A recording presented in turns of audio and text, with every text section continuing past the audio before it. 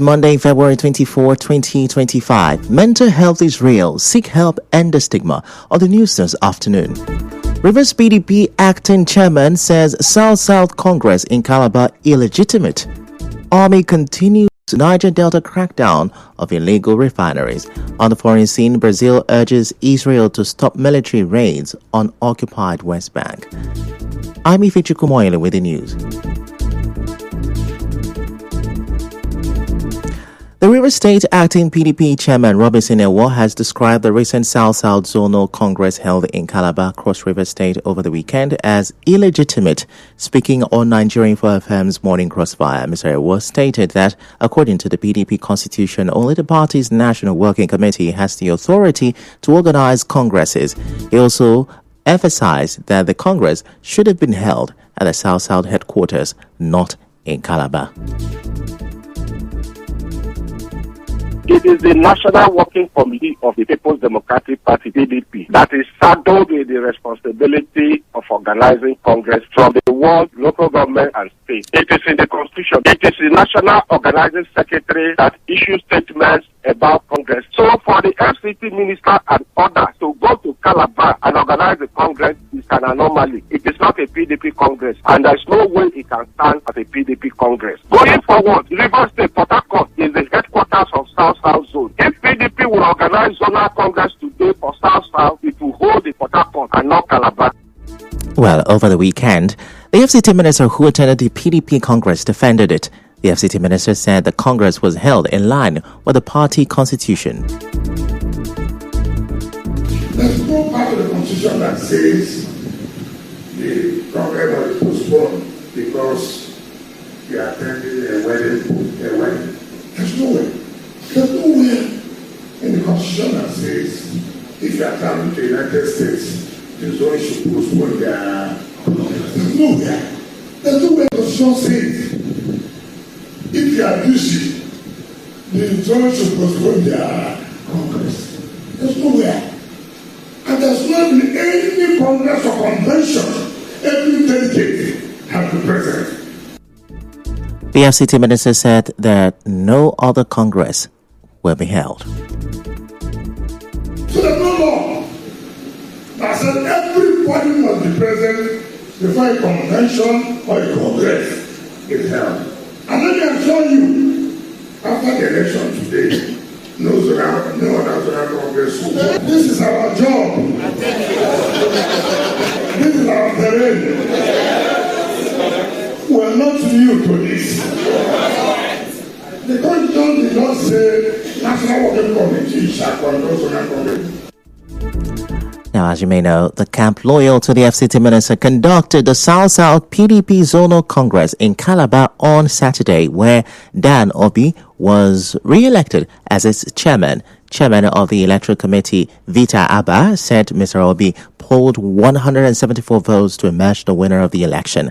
Other officials elected include Alaba Turner as secretary, Evelyn Nweke as treasurer, Ijoma Obani as financial secretary, and Timothy Okwoche as organizing secretary. Meanwhile, the PDP National Publicity Secretary, Debo Ologunwawa, has dismissed claims that it conducted its South-South Zonal Congress. In a statement, he said the reported gathering in Calabar, Cross River State was not an official event of the party. The statement further explained that the party had officially postponed the Congress to allow for broader consultations. Recall that on Wednesday, a federal high court in Abuja ruled that the PDP can proceed with its South-South Zonal Elective Congress scheduled for February 22nd in Calabar, Cross River State. Elsewhere, the ABC has asked the federal government to allocate federal funds to only democratically elected and judicially certified local government officials in Osho State. It comes as the PDP won the 30 local government areas and 332 wards in the controversial election held on Saturday. Build-up to the election was marred as controversy and sailors to their offices on the basis of court ruling. Moving on now. A recent investigative report by Nigeria Info FM Port Harcourt on the use of detergent in fufu processing in Iche, River State, has gone viral. igniting national conversations about the health implications of this controversial practice. The report, which featured local farmers admitting to using detergent to speed up cassava fermentation, has raised concern about food safety. Some of the farmers explained that adding detergent is time from 8 days to just 2 to 4 days, making it easier to meet market demand.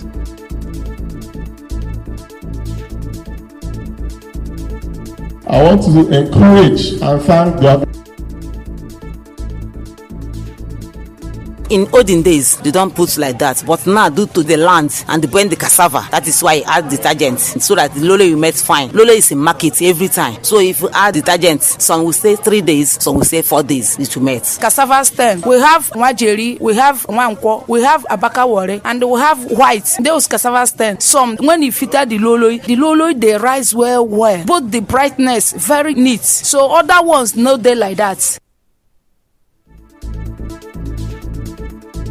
Well, following the report's widespread attention, health experts and regulatory bodies are being urged to address the potential risks of consuming chemically processed fufu. Meanwhile, the National Agency for Food and Drug Administration and Control, NAFDAC, has justified its recent crackdown on fake drugs across the country and dismissed claims that the organization was against businesses.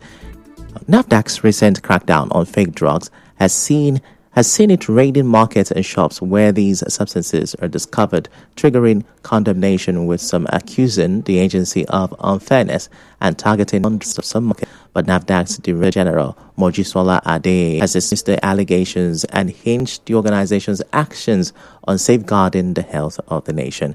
In one of the raided warehouses, she showed how expired drugs are repackaged.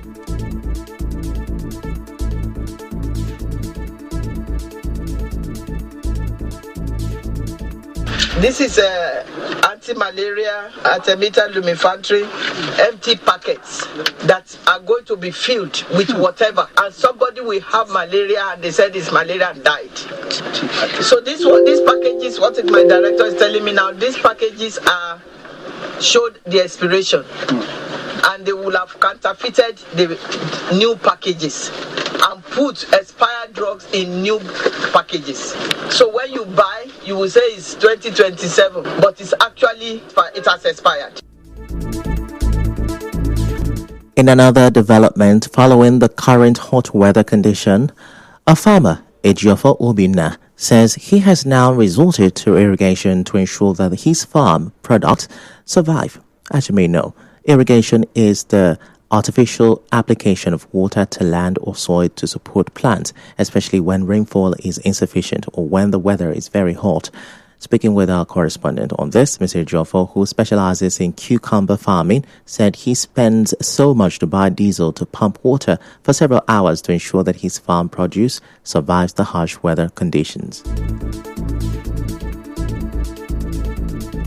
So I run a drip tape. As of now, we are pumping water. We pump till 3 o'clock under the sun. So that's the only thing we are doing. That's the only thing any farmer can do. They will die. It happened to me last year. All of them will perish. There's no English about that. That's what they can do. If you go and see how farmers, their fowls are dying because of heat, production in eggs, size in eggs, quantity of eggs, up, going down, just because of the effect of the heat. It's a very big challenge. Very big. I have to reduce the size of my farm and even change to another different crop that does not require high level of rain and can tolerate the sun. Also, an agricultural consultant, Charles Okoro, spoke on the implication of the hot weather condition on livestock and crop farmers. Any plant crop like cassava you plant now, the whole thing will dry up because the weather is too intense and that will require you planting 2 times. Then in terms of other crops, there will be high rate of evapotranspiration from the plant. They will be losing a lot of water. And when they are losing a lot of water, it will lead to what we call drought. Then on the part of the livestock, a lot of them will be restless. The heat can even cause some of them to have abortion. Mr. Okoro advised farmers to take measures to reduce the effect of the heat on their farm produce. Only on the part of the farmer, their health is also affected because you see the thing is leading to dehydration on the part of human being. It makes one get weak and requiring you to drink enough water. There should be ventilation approach, making sure that the windows are well ventilated so that the heat impact will reduce. And you have to, in some area that will require you installing some fan to cool the temperature. Still to come, Army continues Niger Delta crackdown on illegal refineries. Stay with us. Congratulations.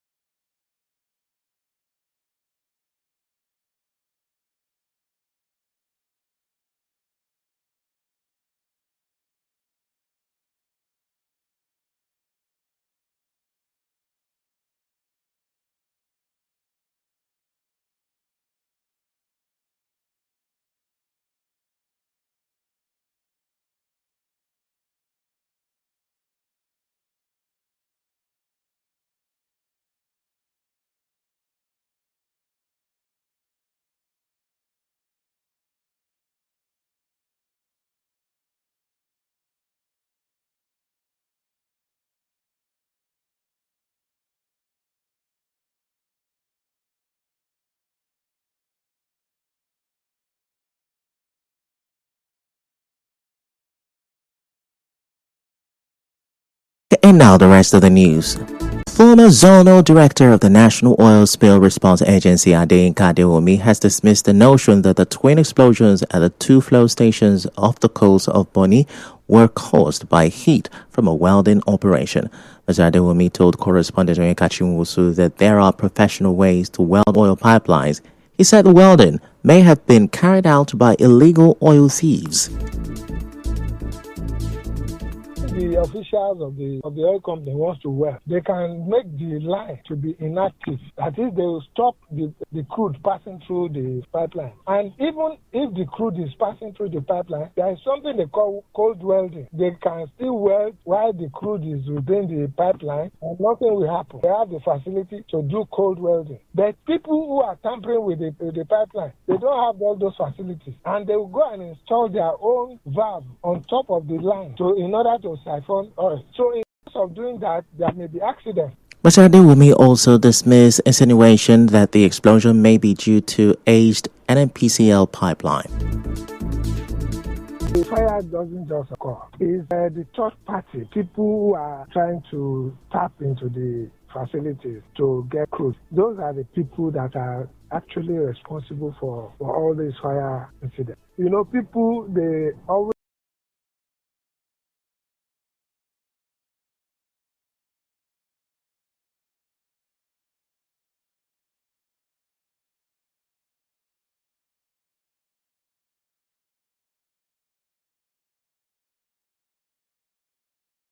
a role to play in reducing the incessant oil explosions. The community can also be responsible for preventing all these people. Although government have they hire all these security people who watch over the line, but all these people, they know the time to really operate. The community too, they should be able to come up with solutions to all these problems. Government people, they stay in their offices to work. It's the community that stays with the people, and they know that. You know how many kilometers are the lines. So even if they line up people along the pipeline, they cannot cover everywhere. As you may know, twin explosions rocked two flow stations near the Kothun Channel off the coast of Bonny in Rivers State last Monday. Some community members say the fire was triggered by heat from a welding operation conducted by staff of the facility's operating company. Also last month in Bukuma Community, Degema local government area of Rivers State, there was an oil spill from the wellhead of the OML-18, which resulted in a fire that burned for weeks before it was put out. Meanwhile, a community leader in Ahoda East local government area, Emeni Ibe, has told the new General Officer commanding GOC 6th Division Nigerian Army, Major General Emmanuel Emeka, that the people of the region expect result in the fight against oil theft. Mr. Ibe, the President General of the Orashi National Congress, told our respondent that his group is ready to provide information to the new GOC to succeed. the expectation of our people is high from the new GOC. We want the new GOC to redouble its effort and hit the ground running. No time to waste. There is high rate of pipeline vandalism, oil theft, and court-related crisis in the area, River State in particular. So a lot of expectations are being expected. I pledge the cooperation of the leadership of the group I read with the new GOC to provide intelligent information that could help in making sure that this outlined agenda are achieved. Mr. Ibe believes that one of the reasons young people have continued to engage in oil theft and vandalism is because of inadequate sensitization. It is already, they have been involved in it for some time. Easy money. It's a crime against the nation. It's a criminal act that we must condemn. Easy money. How can people think that they will just go attack national assets, pipeline vandalism? Now, if they don't go for pipeline, they go for telecommunication as you marks. That is what the young people are doing. I think we need to be encouraged also on our campaign to discourage the young people. In other news, the 6th Division Nigerian Army says its operatives have destroyed 18 illegal refining sites, 10 boats used for the illicit activity, and arrested 17 suspects in the Niger Delta region. The acting Deputy Director, 6th Division Army Public Relations, Lieutenant Colonel Jonah Danjuma, disclosed this in a statement issued in Port Harcourt, Rivers State capital, on Sunday. He said over 25,000 liters of stolen products were recovered during a raid of selected spots in Rivers, Bayelsa, and Delta State. And now in business, President of Dangote Industry Limited, Aliko Dangote, says the Dangote Petroleum Refinery has enough petrol in storage to sufficiently meet the local needs of Nigeria. Speaking at the weekend, Dangote disclosed that the oil refinery has more than 500 million liters of petroleum and over 600 billion naira worth of product in its tank. He said the refinery is producing enough refined products like gasoline, diesel, and kerosene to meet 100% of Nigeria's requirement. In entertainment now, singer Shali Poppy's new single, Laho, is back on Spotify after being taken down. It is Shali Poppy's first single in 2025, which earlier went viral on TikTok after he teased on his social media page. In sports, former Mali coach Eric Chelle takes charge of the Super Eagles following their AFCON 2024 silver medal success, with crucial World Cup qualifiers looming in March. His appointment marks a new era for Nigerian football, bringing European expertise and recent African tournament experience to the three-time continental champions. And now, we'll bring you news from around the world.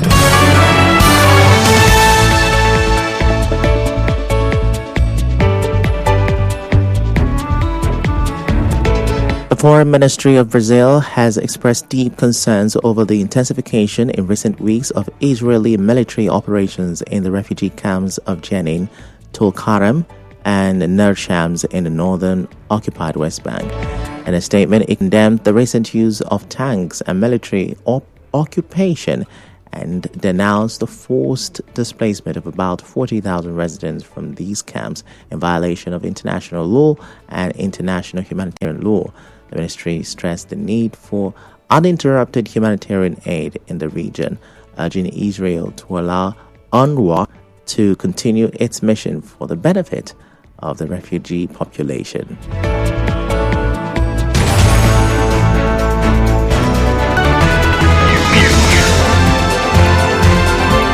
This is the news on 92.3 Nigeria Info.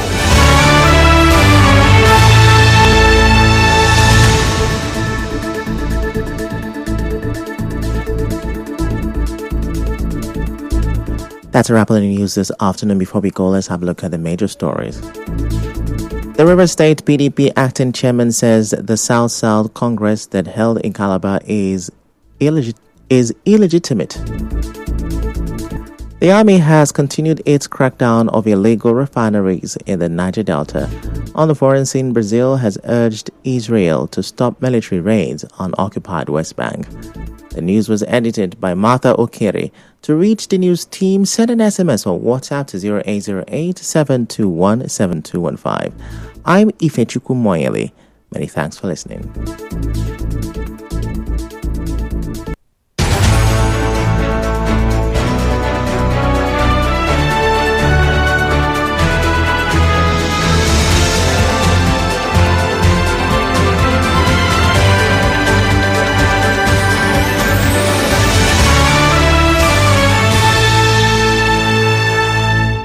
To thrive in a fast-changing world. Tune in to 92.3 Nigeria Info. Keep your